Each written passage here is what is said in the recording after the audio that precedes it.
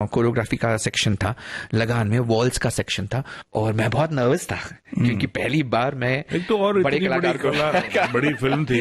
हाँ, बड़ी महत्वाकांक्षी फिल्म थी आमिर की और आशुतोष की भी, और फिर हिस्ट्री भी बनी। तब हमें नहीं पता था कि ये हिस्ट्री बनने वाली है, तब हमें लगा कि अच्छा नॉर्मल फिल्म बन रही है। लेकिन उसके बाद जब वो फिल्म रिलीज हुई होगी और जब उससे टेरेंस का नाम जोड़ा, तो एक खुशी जो आपको मिलनी चाहिए वो तो खैर जाहिर सी बात है, उसका तो हम अंदाजा लगा सकते हैं, लेकिन कमर्शियली आपको फिर उससे कोई फायदे हुए होंगे?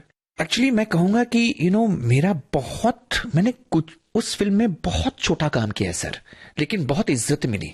तो ये भी ऊपर वाले की मेहरबानी है कि लोग मेरा नाम जोड़ने लगे बड़े बड़े हस्तियों से, जैसे सरोज खान जी ने कोरियोग्राफ किया था, राजू खान ने कोरियोग्राफ किया था, वैभवी मर्चेंट ने, उनका बहुत ज्यादा काम था सर, मेरा बहुत छोटा, लेकिन कोरियोग्राफर के नाम में मेरा भी नाम जोड़ा गया था। जाहिर सी बात है ना। लेकिन एक्चुअली बोलूं, वो बहुत दिग्गज कोरियोग्राफर्स है, मेरी कोई औकात नहीं है उनके सामने, मैं तो अभी अभी पैदा भी नहीं हुआ वैसा वाला कोरियोग्राफर हूं। लेकिन शायद कोरियोग्राफर्स के नाम साथ में जुड़ गए थे, तो वो लोगों के नजर में अरे हाँ ये बड़े लोगों के साथ में जुड़ गया है।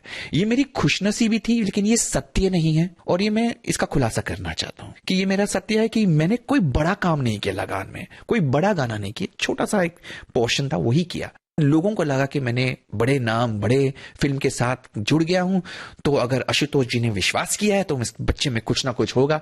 तो मुझे सेकंड फिल्म मिल गई जो झंकार बीट्स थी, वो भी फिट हो गई। झंकार बीट अपने आप में एक अलग फिल्म थी, करेक्ट, जिसमें खास तौर से राहुल देव बर्मन का जिक्र था। हाँ करेक्ट, आर डी बर्मन साहब का। हाँ। और अगर आप देखें तो राहुल देव बर्मन के हर एक गाने में आज भी वही कशिश है, करेक्ट, वही ताजगी है, जबकि वो उनकी साज से निकले होंगे। करेक्ट। तो उन गानों पर, उस संगीत पर कुछ उसमें कुछ नयापन लाना, हाँ, और फिर उस पे डांस, वो एक अलग चैलेंज नहीं था आपके लिए? एब्सोल्युटली, क्योंकि धुन जो थी, जो विशाल शेखर पहली फिल्म थी उनकी, और सुजॉय घोष की भी पहली फिल्म थी वो, तो धुन बना रहे थे, इट वाज मतलब एक वेरिएशन था ऑफ आर डी बर्मन को लेकर, और उसके संगीत को समझकर वो आज की तारीख में वैसा वाला संगीत बना रहे थे, और बहुत ही अच्छे अच्छे गाने बने उसी टेम्पलेट में। लेकिन एक नया ट्विस्ट देना था, एक नया अंदाज देना था, आज की पीढ़ी जिसके साथ जो कनेक्ट कर पाए।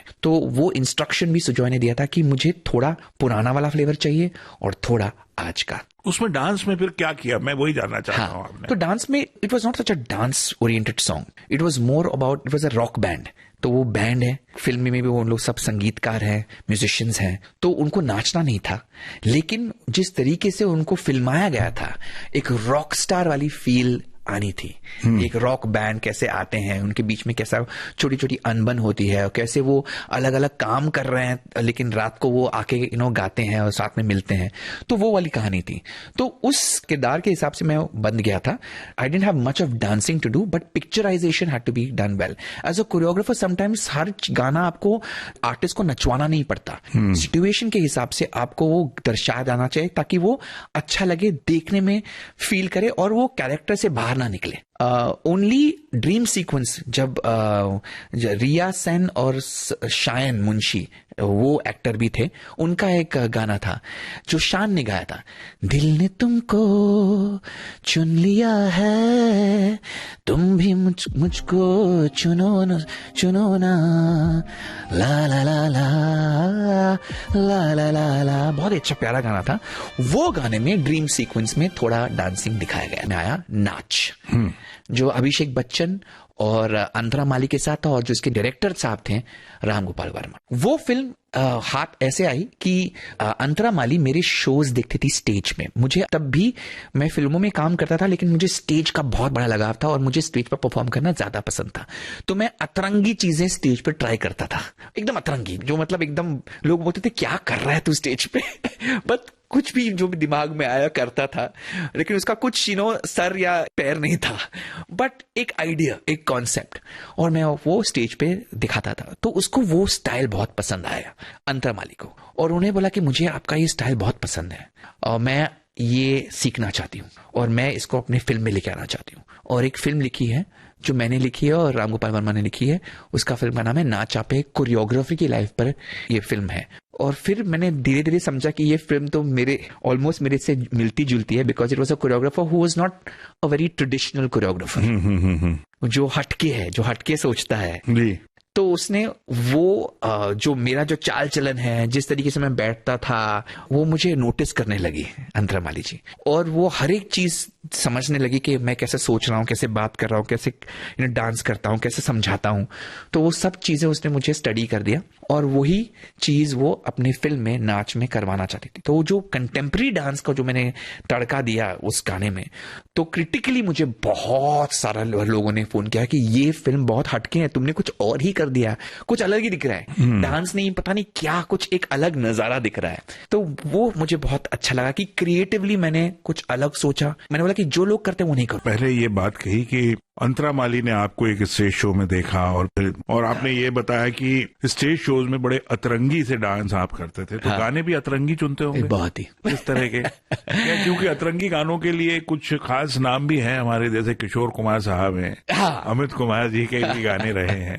तो आपके अतरंगी गाने किस तरह के होते थे? वेल, अगर हिंदी गाने तो यूज नहीं करते थे, because we used to use non copyrighted music, क्योंकि हमारे पास लाइसेंस नहीं था, तो हम लोग म्यूजिक क्रिएट करते थे। लेकिन इन्फ्लुएंसेस बहुत सारे थे जो मतलब देसी फिल्मों से थे। कुछ गाने बहुत ही दिल को करीब छूने वाले, जो एकदम सोलफुल थे, जैसे ए जिंदगी गले लगा ले। और मुझे गजल्स बहुत पसंद हुआ करते थे।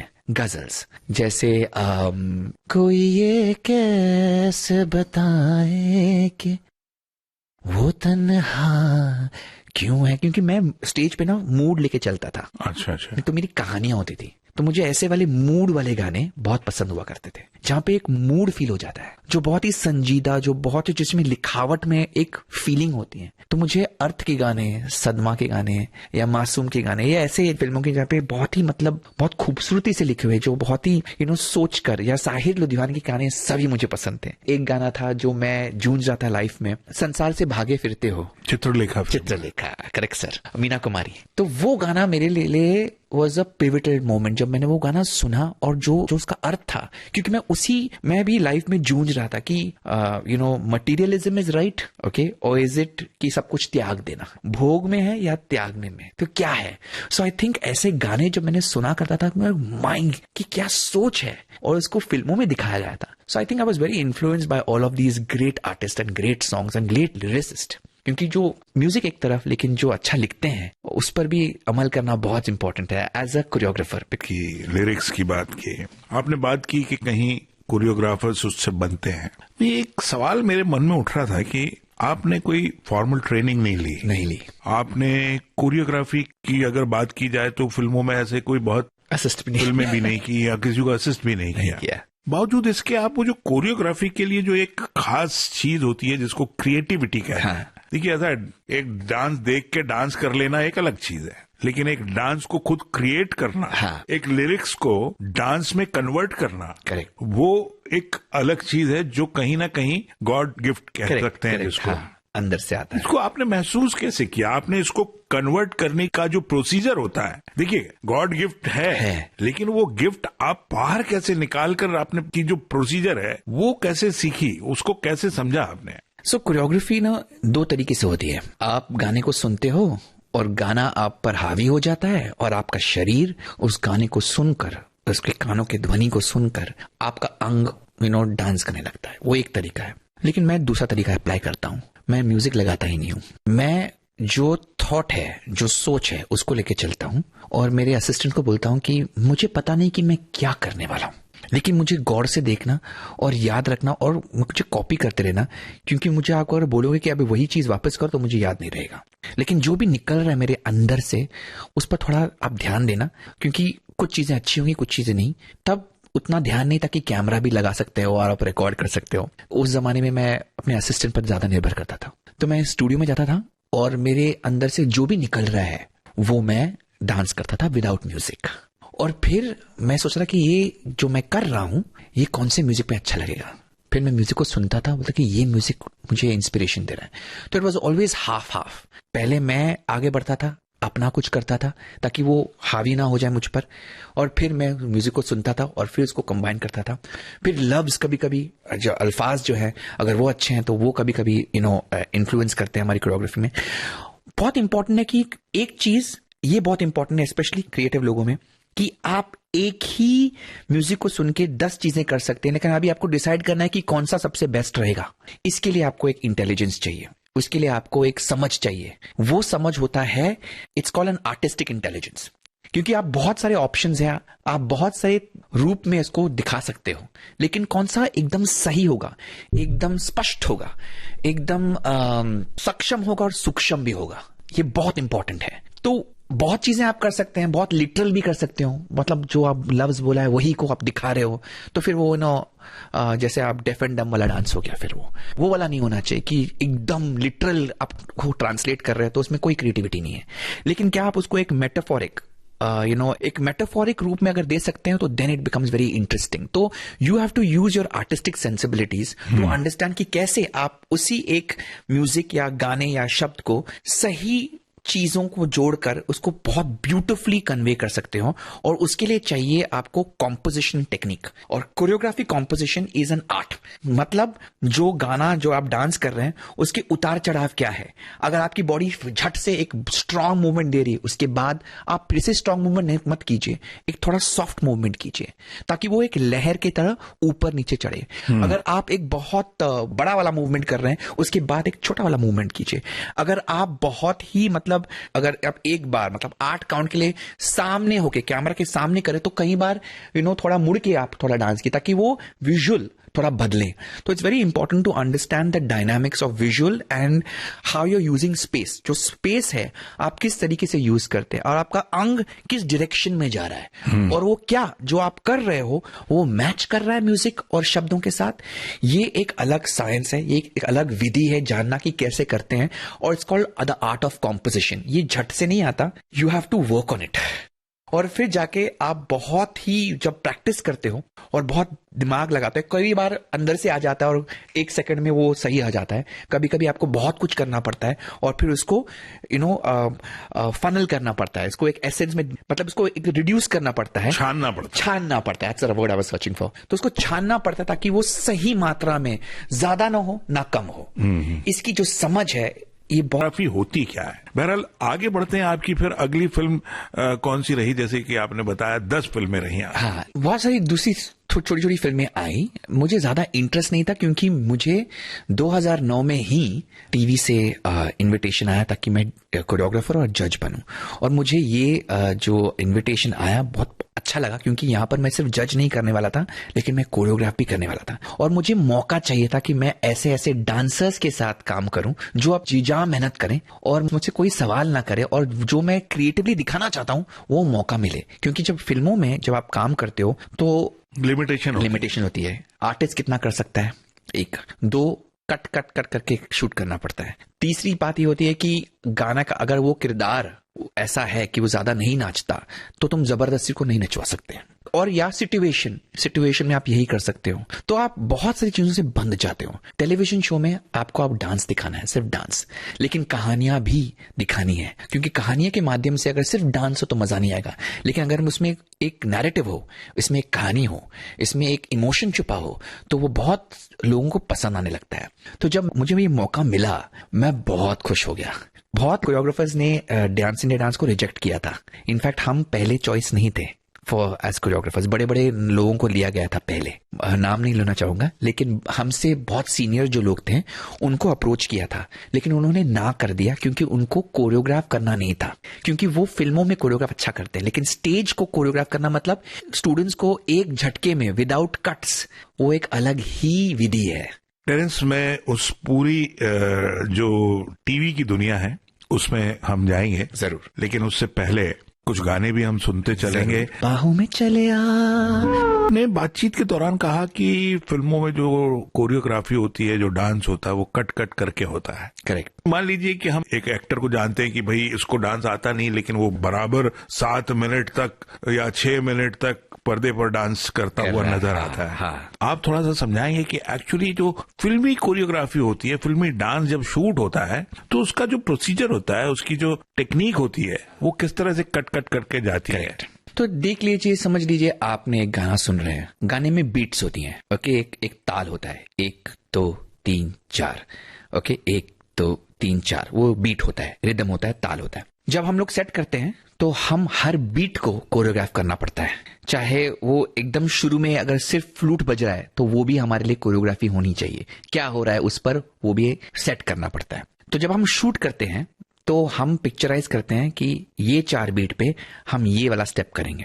अब ये है कि चाहे आर्टिस्ट अच्छा डांस करे या ना करे, लेकिन जो फिल्म का जो माध्यम है उसमें हम बहुत ग्लैमराइज करना चाहते हैं। तो हम क्या करते हैं कि एक एंगल से 4 काउंट लिया, दूसरे एंगल से क्लोजअप मारा, वही चीज, फिर तीसरे एंगल से मूविंग ट्रॉली शॉट लगा दिया। तो जनरली क्या होता है, आर्टिस्ट को सहूलियत मिल जाती है या कन्वीनियंस हो जाता है कि वो सिर्फ 4 स्टेप करें या 8 स्टेप करे और फिर उसके बाद वो रुक जाते हैं, क्योंकि उनको पता है इसके बाद कट लगने वाला है, क्योंकि एक दूसरा कट आएगा। मान लो कि आपने 16 काउंट का भी कोरियोग्राफी रख दिया, अनफॉर्चुनेटली मैं कहना चाहूंगा हमारे अभी जो प्रथा चली आ रही है 20 साल से कि हम बहुत ही हमारे पास ठहराव नहीं है, हमको सब कुछ ना, अच्छा 2 काउंट ऐसा आ गया, आर्टिस्ट ने पूरा शॉट दिया है डांस का, लेकिन नहीं ये नहीं जम रहा है, अभी थोड़ा कट करके ये लगाएंगे, आप कट करके वो एंगल लगाएंगे। लेकिन एक आर्टिस्ट अगर अच्छा आर्टिस्ट हो, जैसे माधुरी जी हो या ऋतिक हो या गोविंदा जी हो, उनको आपको कट करने की जरूरत नहीं है, वो इतना अच्छी तरह से परफॉर्म कर रहे हैं कि वो एक एंगल से भी बनता है वो शॉट, जरूरी नहीं। लेकिन नहीं, आज की पीढ़ी में सब फट फट फट फट फट, तो एडिटर ज्यादा नाचता है क्योंकि जबरदस्ती के फट फट कट, और फिर वो झामे जो आते हैं, सॉरी फॉर द लैंग्वेज, लेकिन वो ना वो एकदम जूम इन करके झामे सक सक, फिर वो blow dryer, unnecessary blow dryer, हर गाना सेम टू सेम लगने लगता है। अच्छा काम भी हो रहा है इंडस्ट्री में, ऐसा नहीं है, लेकिन मैं यही जरूर कहूंगा कि एक मोनोटोनस चीजें होने लगती है। अगर वो एक चीज अच्छी भी है तो वही चीज को, अच्छी चीज को 30 गाने में आप देख सकते हैं कि वो सेम टू सेम वही फॉर्मेट, वही चीज दिख रही है, इनोवेशन नहीं होता। अगर एक चीज सक्सेस हो जाती है हमारी इंडस्ट्री में तो फिर सभी लोग बोलते हैं कि अच्छा वैसा ही गाना करो और इसको भी डुप्लीकेट बनाओ, सिर्फ गाने के लफ्ज और आर्टिस्ट बदल रहे हैं लेकिन ट्रीटमेंट वही का वही है। सो वही ट्रीटमेंट है कि गाने को फटफट काटो, फिर झामे करो, फिर क्लोजअप लो, फिर स्टडी कैम लगाओ। लाइक आई फील मास्टर जी, जैसे गणेश मास्टर जी, और दूसरे हैं मास्टर जी जो अभी इस दुनिया में नहीं रहे, सरोज जी, उनका जो स्टाइल ऑफ ट्रीटमेंट था, लंबे लंबे कट्स, आई थिंक दैट वो सिनेमा वापस आना चाहिए।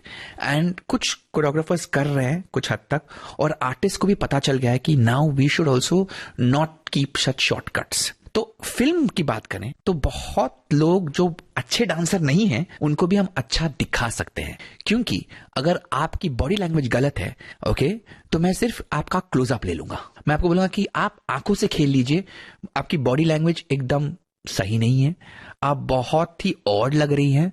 कुछ हैं एक्ट्रेस जिनको डांस नहीं आता और वो मॉडल्स हैं, लंबी हैं, उन्होंने कभी सीखा नहीं है लेकिन अभी उनको करना पड़ रहा है, तो वो जबरदस्ती करते हैं, वो सीख लेते हैं, लगता है वो बहुत स्ट्रेस में डांस कर रहे हैं, वो मजे नहीं ले रहे हैं। कुछ हैं, ज्यादा नहीं है। आजकल के सभी जो पीढ़ी के जो आर्टिस्ट हैं वो सब ना सीख कर आते हैं, बट कुछ 2-3 ऐसे रहे हैं मेरे लाइफ में भी कि मुझे लगा कि उनका फुल बॉडी शॉट नहीं लूंगा, और अगर लूंगा तो वाइड लूंगा, भर भर के डांसर, ताकि वो जो गलतियां हैं छिप जाएं और उनको सिर्फ 4 या 5 या 8 काउंट का डांस सिखा के बंद करा दूंगा, क्योंकि उनकी एनर्जी कम होने लगती है या वो याद करने लगता है कि नेक्स्ट क्या है, और वो चेहरे पे दिखने लगता है। तो इसलिए हम लोग कट करके लेते हैं, लेकिन ऑडियंस को पता नहीं चलता कि ये कटा हुआ है, उनको लगता है कि ये लगातार निरंतर रूप से चला आ रहा है। तो दोस्तों आप समझ गए ये जो कट की दुनिया है किस तरह से आपके सामने बट के आती है।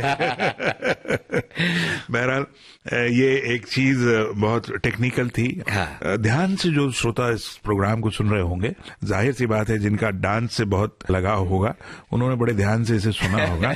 अब आगे बढ़ते हैं और आपकी उस दुनिया में आते हैं जो आजकल आपको घेरे हुए, या ये कह लें कि जिस दुनिया में आजकल आप मदमस्त हैं अपने नशे में, टीवी की दुनिया।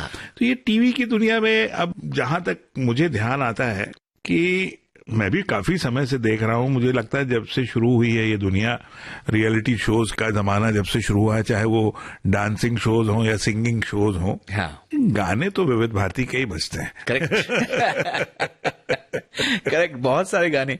एक जो अभी जिसके एटलीस्ट 20 मिलियन व्यूज हो चुके हैं, वो गाना भी पुराना गाना है। हाँ। जो मैंने नौरा के साथ किया, वो ज्यादा हिट हुआ है। बहरहाल मतलब अभी जब हम बात कर रहे हैं तो एटलीस्ट 20 मिलियन व्यूज हो चुके हैं। कौन सा? भीगी भीगी रातों में, ऐसी बरसातों में कैसा लगे। बॉडी लैंग्वेज में डांस नहीं होता, करेक्ट, लेकिन फेस पे आंखों से खेल जाते हैं। आपकी नजर में कौन सी हीरोइन बहुत अच्छी डांसर है? आज के जमाने में जो बहुत अच्छे हैं, मैं जरूर कहूंगा कि माधुरी जी बहुत अच्छा करती है। आजकल की तारीख में आज की जो नई पीढ़ी है सभी अच्छा डांस करते हैं, लेकिन मुझे लगता है कि वो बहुत मेहनत करते हैं, वो इंजॉय नहीं करते हैं। अगर आप देखेंगे माधुरी और गोविंदा जी ना, जब वो कोरियोग्राफी सीखते भी है ना, तो वो अपना एक एलिमेंट लेके आते हैं।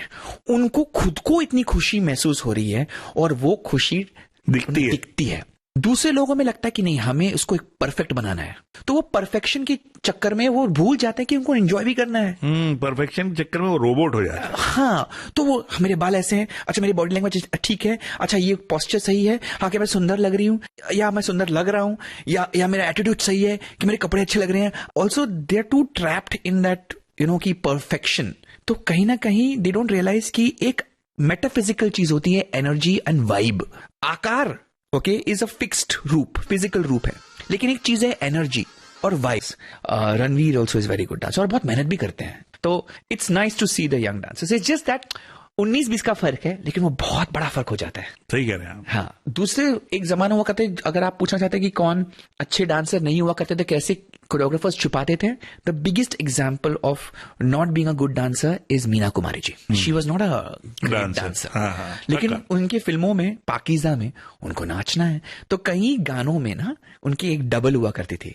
कल्पना अय्यर जी ने बहुत सारे टाइम उनका डबल के रूप में घूंघट में अगर वो गाना देखा है, वो कल्पना अय्यर जी ने किया है, if I am not mistaken, that is one. Meena Kumari ji का एक खास बात थी कि जो ये शरीर नहीं कर पाता था, फेस करता, ये कर पाता था। तो अगर आप शॉट्स देखेंगे ना, तो वो सिर्फ आंखों से खेल रही हैं और वो आंखों से बहुत कुछ कह जाती हैं।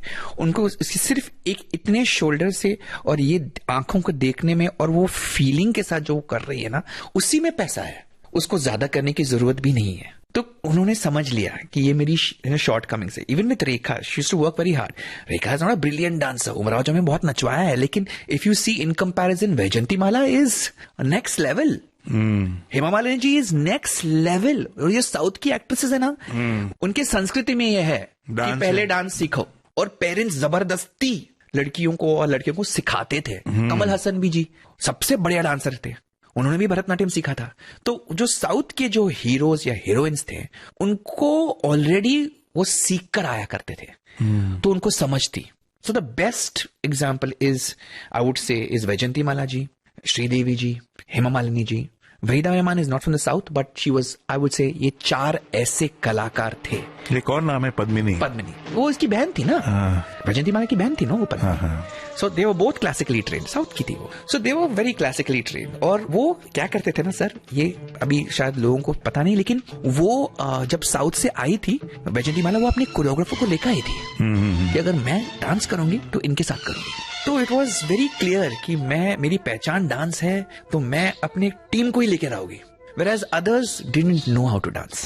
फिल्मी गपशप, ये था इस फिल्मी गपशप का दूसरा भाग।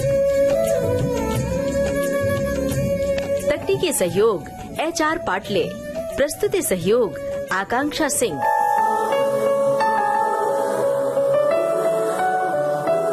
विविध भारती की ओर से इस कार्यक्रम की प्रस्तुतकर्ता